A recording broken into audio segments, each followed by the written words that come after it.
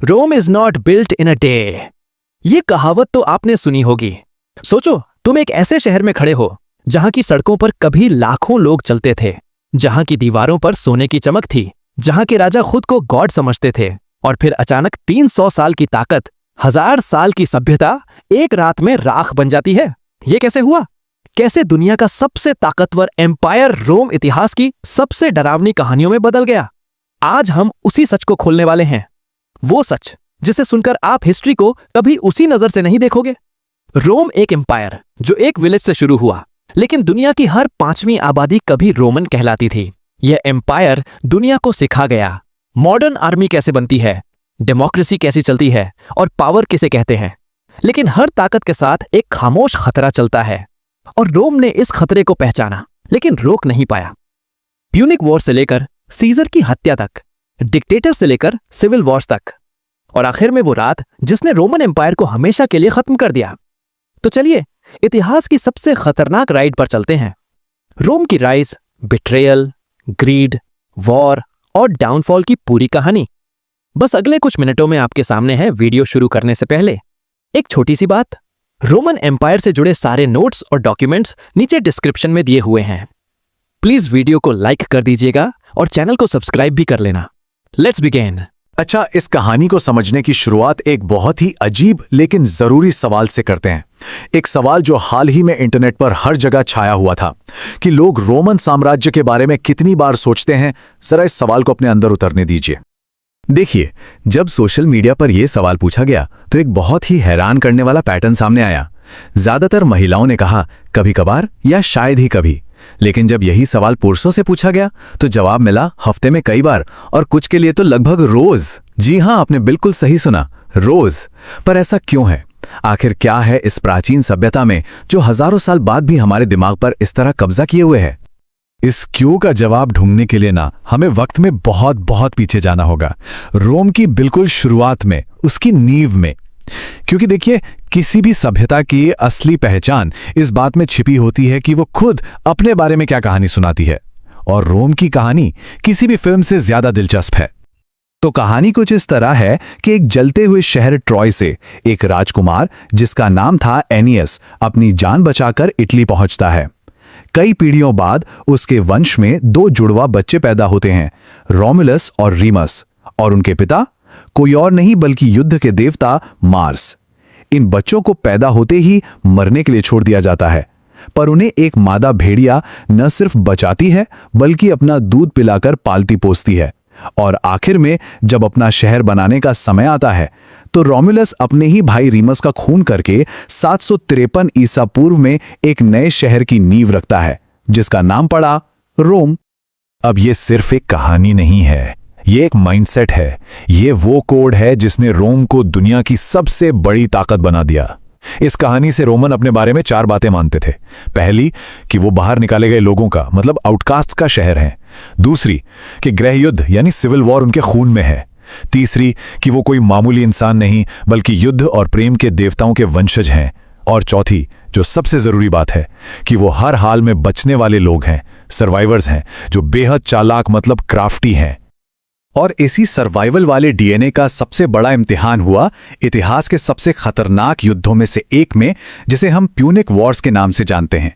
ये वो भट्टी थी जहां रोम की पहचान को तपाया गया था, एक ऐसी आग जिसने रोम को लगभग राख में मिला ही दिया था।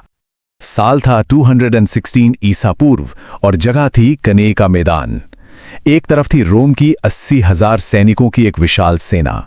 उनकी स्ट्रैटेजी बिल्कुल सीधी थी, ब्रूट फोर्स, यानी अपनी तादाद के दम पर दुश्मन को कुचल दो। और दूसरी तरफ था कार्थेज का जीनियस जनरल हैनिबल, जिसके पास सिर्फ 50,000 सैनिक थे, लेकिन उसकी स्ट्रैटेजी थी एनवेलपमेंट, यानी दुश्मन को चारों तरफ से घेर कर फंसा लेना। उस दिन जो हुआ वो मिलिट्री हिस्ट्री की सबसे बड़ी, सबसे भयानक त्रासदियों में से एक है। सिर्फ एक दिन में रोम के 75,000 सैनिक मारे गए। 75,000। ये एक ऐसा नंबर है जो किसी भी साम्राज्य के लिए एक फुल स्टॉप होता है, मतलब इसके बाद कोई खड़ा नहीं हो सकता, खेल खत्म। लेकिन हम रोम की बात कर रहे थे। जानते हैं रोम का जवाब क्या था? सरेंडर? नहीं, उनका जवाब था कोई बात नहीं, अगले साल फिर मिलेंगे। यही वो चीज थी जो रोम को सबसे अलग बनाती थी। उनके लिए हार अंत नहीं थी, बल्कि सीखने का एक बहुत ही क्रूर मौका था। उन्होंने और भी बड़ी सेना खड़ी की और लड़ने का अपना पूरा का पूरा तरीका ही बदल दिया। और यहीं पर कहानी का सबसे जरूरी मोड़ आता है। स्किपियो नाम के एक रोमन जनरल ने अपनी सबसे बड़ी हार यानी कैनाई की लड़ाई को ही अपनी टेक्स्ट बुक बना लिया। उसने हानिबल की हर एक चाल का बारीकी से अध्ययन किया और फिर सालों बाद उसी की स्ट्रैटेजी का इस्तेमाल करके हानिबल को ही धूल चटा दी। यही रोम की असली सुपर पावर थी, सीखना, बदलना और कभी भी हार ना मानना। और सीखने और बदलने की यही आदत रोम को इतिहास के एक और बड़े चौराहे पर ले आई।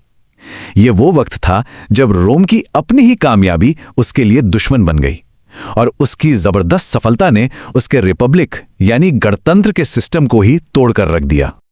रिपब्लिक का जो आखिरी 100 साल का दौर था वो पूरी तरह से सिविल वॉर, हत्याओं और अराजकता से भरा था। जमीन सुधार की बात करने वाले ग्राची भाइयों की हत्या कर दी गई, नागरिकता के हक को लेकर सोशल वॉर छिड़ गया और फिर तो सुल्ला और जूलियस सीजर जैसे ताकतवर जनरलों ने अपनी ही सेना लेकर रोम पर हमला कर दिया। अब यह बिल्कुल साफ हो चुका था कि जो सिस्टम एक छोटे शहर को चलाने के लिए बना था वो इतने बड़े साम्राज्य का बोझ नहीं उठा सकता था। तो रोम ने क्या किया? उसने फिर से खुद को बदला। जूलियस सीजर के बाद उसके वारिस ऑगस्टस ने एक ऐसा रास्ता निकाला जो पॉलिटिकल जीनियस का एक मास्टर स्ट्रोक था। उसने खुद को सम्राट या राजा घोषित नहीं किया। उसने एक बहुत ही साधारण सा टाइटल लिया, प्रिंसेप्स, जिसका मतलब था पहला नागरिक। यह दुनिया की आंखों में धूल झोंकने जैसा था।